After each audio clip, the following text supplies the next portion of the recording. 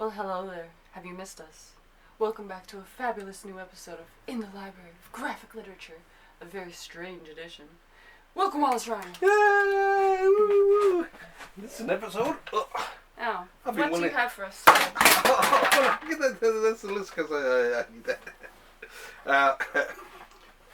We had today, or tonight is today. Crash, tonight boom, smash. is the Strange Artists of Doctor Strange.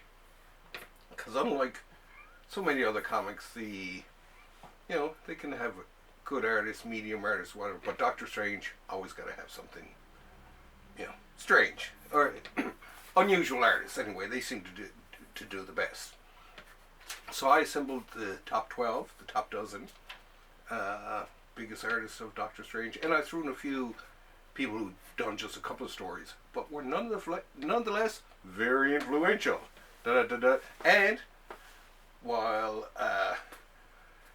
you were out here doing your other video, I was in there I putting together my list, and I even put on Doctor Strange in the background as I was doing my work here on this. Yeah, it's very strange indeed. Very strange. So I guess we can start with number 12, I guess. Hey, and yeah, we even moved in the Doctor Strange.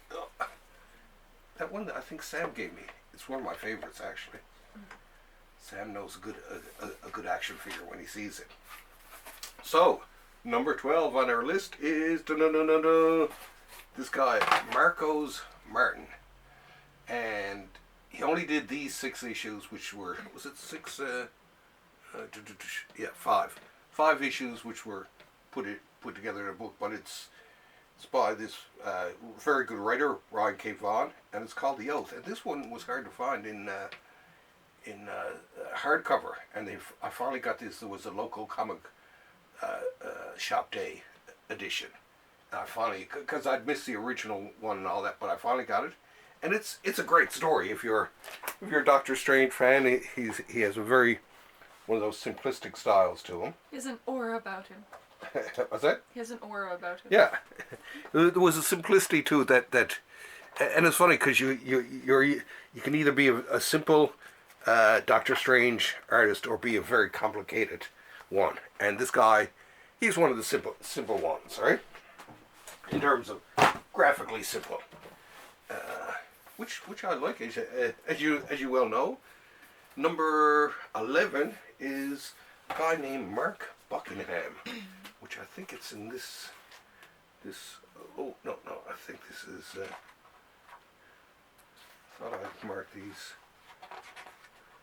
This is Mark. No. I had one for Mark Buckingham. Where did I put it? Oh, here we go. It was in my pile to have a look at. Oh, here we go. And this guy, Mark Buckingham, who he's done some Vertigo work. I just can't remember which one. Oh, nice. Is that airbrush? What's that? No, just colored with good old Photoshop, which you can imitate the thing. But I love his detail and stuff like that. And he did a very, very cool looking Doctor Strange, right? Show the people. He sort of gave him a new looking costume and all that, and he sort of gave him sort of almost a new kind of persona. But yeah, it's the artwork for it was absolutely fabulous, and to me it was just like, oh my God, is Doctor Strange going to be a thing again? And thanks to people like him, it did in the end become a thing again. Now you're just somebody that I used to know. Now we got next Paul Smith, which I think. Oh, here we go. This is a guy. He done stuff for. Now this guy had another simplistic style, Paul Smith, and he did the artwork for that Justice League book we were looking at, and he'd done that Leave It to Chance that I mentioned a while ago. So it was kind of cool that he took his, had a go at Doctor Strange, because he has, like I say, has a really simplistic style that just seems to work very, very well with it, right? Yes, What kind yes. Very of? strange. He is very strange. But now he wasn't at it for a long time, so that of course is probably why he's not high on the list. He's still up there on the list. Now next is Jeff Isherwood. And Jeff, he was a guy, now he's in this big book. He had a really neat style, and he did it for quite a few issues, but I always liked his drawing style was really cool, right? Oh, yes. Yes. There he is facing off against death again, like he does every. But I love this guy's drawing. He could actually draw, and it was his figures and his realism that sort of made his sort of really marked his tenure on the book. But yeah, it was very, very, very cool. So I always did like his artwork and his Doctor Strange stuff. Sealed the deal. And on next is Jim Starlin, who's best known for creating Thanos and stuff like that. But he done a few earlier in his career, but he did a series in the 70s, and it was inked by this guy Rudy Nebrez at least a couple times, which made his artwork even sort of wilder, right? I mean, this guy could draw, but with having this guy ink it, it was absolutely fabulous. No. This guy Nebrez, no, he could draw. He was part of I think he was part of the Filipino invasion of the 70s, which brought a lot of great. Say that. What's that? Oh yeah, it brought a lot of great comic book artists from the Philippines to work in comics. Now, of course, they did it to try to make money off them because they were, paying less at the time. But these people became so popular, and they all ended up, for the most part, moving here.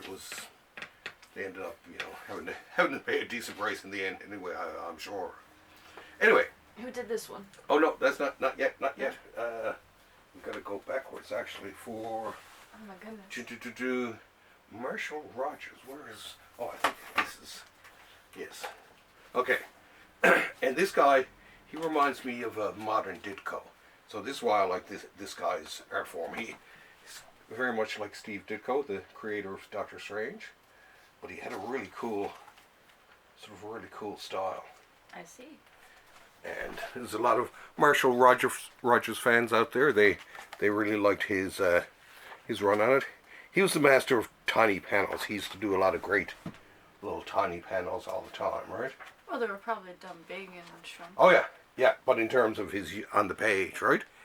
He was the master of the little panels. But like I say, his style was similar enough to Steve Ditko, which is what made him.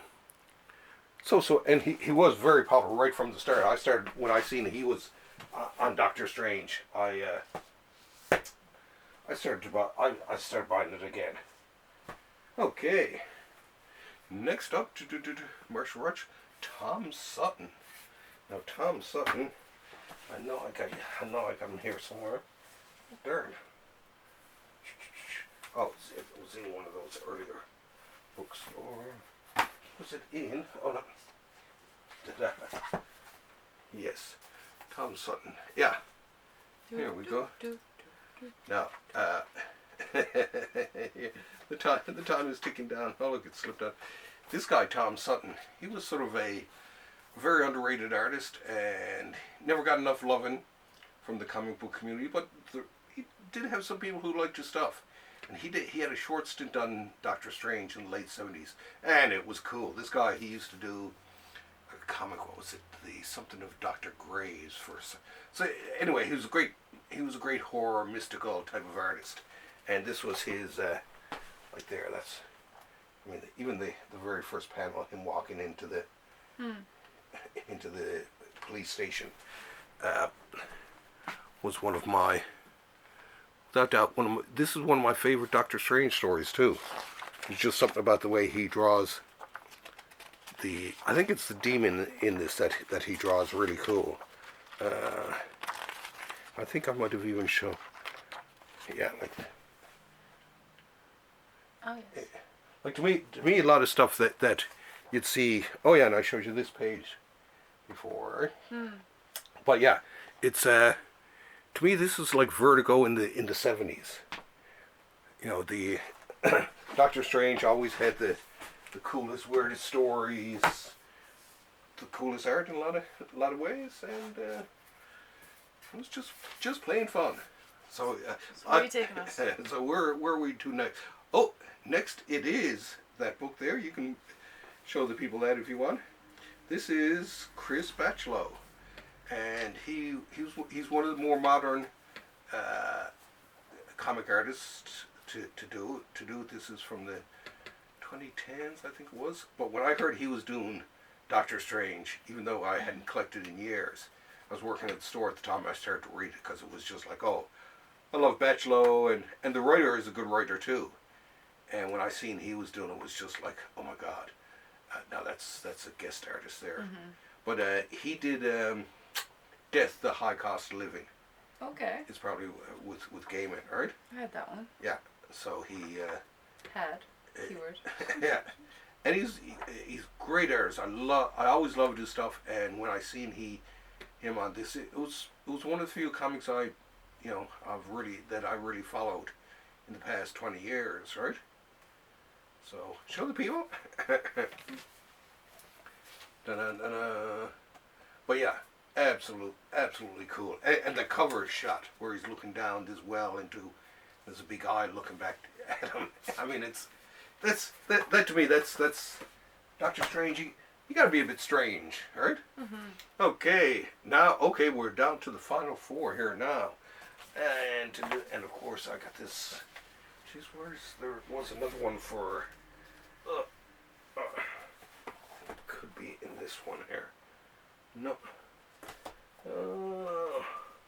Oh yes, I think this is it. Volume 10. No. Jeez, I had another. Where are they hiding to? Was that it? No. Jeez, I thought. You just had to insist on going a certain way, didn't you? Didn't you? Yeah. I thought I had them all written down and in order. Oh, actually, I think this is it. Yeah. God, it is it. Anyway, my number 4 favorite Doctor Strange artist is the inimitable P. Craig Russell, best known for, well, like I was saying to you earlier, the Graveyard Book with Neil Gaiman, and he would go on to do a lot of stuff with him. And this was, they did I think this was originally supposed to be a 2-issue series, but they slapped it together and turned it into an annual. And it's an absolute masterpiece. Now I think he might have even did a newer version of this, but at the time, this still, to me, is one of my favorite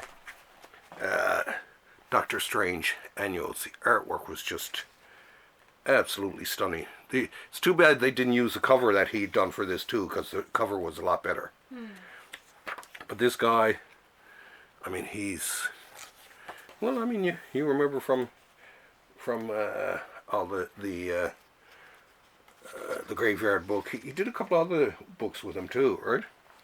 So, but this one absolutely, still, even looking at it now, it's just like, oh my God, this is just so damn good. And this was early on in Russell's career. He got even better and better and better, if that's possible. And in this case, we know it was not only possible, but it happened. And he actually did. Yeah, it was that Marvel Fanfare we were looking at there last week. He'd inked quite a few of those. I can't remember if he did a single story by himself. I'm thinking he did. But anyway, an amazing inker, right? Who do we have next? Oh, Frank Brunner. Dun-dun-dun-dun-dun. And Frank, he actually did this cover. Yes. When Doctor Strange had been cancelled in the early 70s, and then he had a backup run in a magazine, which I'll show you later on, in another title, and generated enough sales that they decided to give him his title back. So they got this guy, Frank Brunner, who was doing it in the other title to continue on with it. This guy also helped relaunch Howard the Duck when he got together with Gerber. His Howard the Duck, even though it only lasted 2 or 3 issues, was really something else. But this issue, I bought this, and I can remember reading this as a kid. The summer, I think it was the summer I'd sort of slashed open my foot and couldn't walk or swim or anything like that. And so I must have read this one like 10,000 times. But the art in it is and even especially the panel design and everything is just absolutely off the scale, like this type of thing. And there are a couple of panels I know he was helped out on the art by this guy Neil Adams, a very famous realistic style comic book artist. But I mean the whole thing, like. Oh, that's nice. And then he's facing off against death here. Then he finds a spot where he can evade death, this shape he can hide in. But then he realizes that sooner or later death will get him, and he just expands, fills up that spot, and I remember you showing me this one. Yeah, sort of dies, then he comes back to life again. But this, I actually have it's too bad it's in the laundry. I actually have this on a t-shirt, the cover. Oh, yes, you do. And it's, I don't know why Marvel doesn't re-release some of these covers as posters. God knows I'd buy one. God only knows. Okay. Now we're down to the big 2. In some ways I'd almost make it a tie, but I can't. The number 2 is Genial Gene Colan. Gene the Dean Colan. How strange is he? He's very strange. He took it to even stranger new levels. I mean, people thought that Steve Ditko was strange and all that, and other ones. He was the original one who first followed Ditko and, I mean, took it into a whole new mystical direction. All right, as you can see, it's Show the people. It's very and there.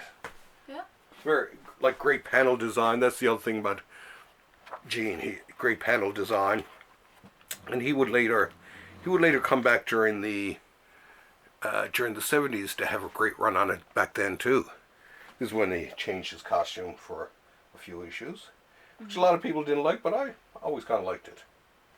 So, but yeah, he had a nice long run on that.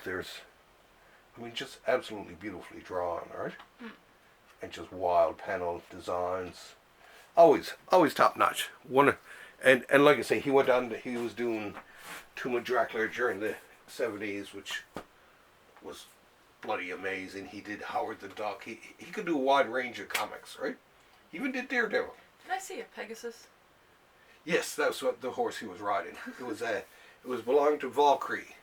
Oh. Yeah, from the Defenders, and I can't remember. Somehow he ended up with it, right? So out for a trot. Anyway, we're down to our number 1. I got a few honorable mentions, but we're down to our number 1. And it is, of course, Steve Ditko. This is the only Doctor Strange. I have them all in Masterworks. This is the only one I have in Omnibus, just because it's the entire run in one volume. So it was, and now as opposed to, and I mean right from the very first Doctor Strange, which he had, and a lot of people basically credit him with the invention of Doctor Strange, because there's even talk about how he came into Stan Lee with the story all drawn up and all that, and just got Lee to put in some dialogue. So he really did create Doctor Strange. And they ran a few like little stories in the back of this Strange Tales comic, ironically enough, until this one came along. And this was one of my favorites.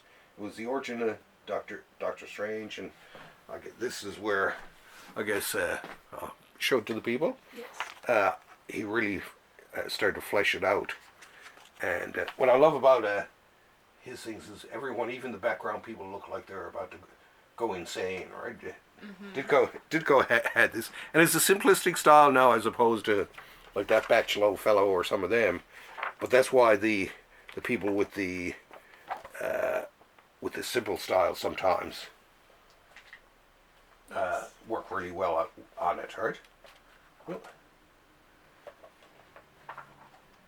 oh, that's one of my favorites, where he's coming back from a dimension. I mean, look at that. It's funny because the hippies at the time, they all thought that Doctor Strange was all drug references and all this, when in fact Ditko himself didn't do drugs, right? He was a very straight-laced guy. Now, very quickly, if I can dig out that, I'll show the, I think it was in this one. Yeah, that, what is it? Oh, darn. No, it was the one before that. Okay. Now you see why I threw away the clipboard. Yeah. There's always a method to my madness. There is. Okay. Well, anyway, these are a couple of people who did one or two issues maybe, but still made it like a really big impression even with just a quick issue. And one was this guy who's a Canadian, Max Douglas, also known as Sal Good Sal. And this was Sal Good Sam, sir. And this, even at the time, I've met him online and through various other friends and all that, and then I realized that this was actually him. And at the time, I loved this particular issue of Doctor Strange. Now, he was only a guest penciler on this, as they listed, which was too bad, because his story was so much better than what followed, right? And he's the type of artist that you wish and pray could have been given a longer stay. Yeah. There. Oh, and here's the other one. There's the other one.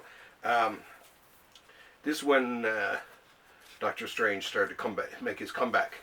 It was in this issue called Marvel Premiere, and they would run characters, they wanted to test, so they figured they'd give him a test. And this was a story by, plot by Barry Smith. This Barry Windsor Smith, who did the Conan that I always love and all that. And it's just a beautifully drawn issue. He did the second issue, but it wasn't as nice as this. And this was also in his period of time when he was starting to really come into his own in terms of his own style. And yeah, definitely a Doctor Strange classic. And oh yeah, look here. This actually has some of the cool Doctor. Oh, this one. This issue. Oh yes. Eternity. This one by Gene Colan. I mean, my God, wasn't he something else? I'm fighting to stay awake, Wallace. Yeah, okay, I know. But last but not least, there were a couple others like Mud Golden, Tony Salmon, Steve Leola. But in terms of one of the most recent of them all is this person, Trad Moore, and he does this very. And his missus? And I'm not sure if they're related or whatever, because I've never seen a bio in this. Could be, for all I know. Related? That would be incest. No, I mean, husband and wife type of thing. There's no bios. But in terms of wild art, this one has some of the wildest, like. Mm-hmm. Right, you can see why this made the Doctor Strange list. Very cool. Very strange. Now, in some ways, I wish I had included this in it, because this one is one of the wildest. No, and I'm going to show the people? Yeah. This one, and this was what was called Fall Sunrise from a few years ago. And it was absolutely stunning. The artwork is just totally off the scale. I mean, look at that. That's beautiful. Right? Crazy. Strange and beautiful. Mm-hmm. Ever so strange. Anyway, an amazing series at the time. Everyone loved this that I know, even long-time Doctor Strange fans. Oh yeah. And that's, like I say, that's the great thing I love about Doctor Strange, is you gotta be a little bit strange to be drawing it. And the stranger, whether it's in a simple way or in a complex way, is what makes Doctor Strange the master of the mystic arts that he is today. Yay! Or the Sorcerer Supreme. And, oh yeah, we did. And I like having our Doctor Strange. Did I have another? Oh no, he's there, okay. That's one of my favorites too, little one. But anyway, yeah, I always wanted to do a Doctor Strange, Strange Artist of Doctor Strange episodes, and now Yes. that dream we're very strange. that dream has been fulfilled in a very strange fashion. But let's go have a cup of tea. I'm going to bed. Okay, thanks for having us over. Love you. Bye.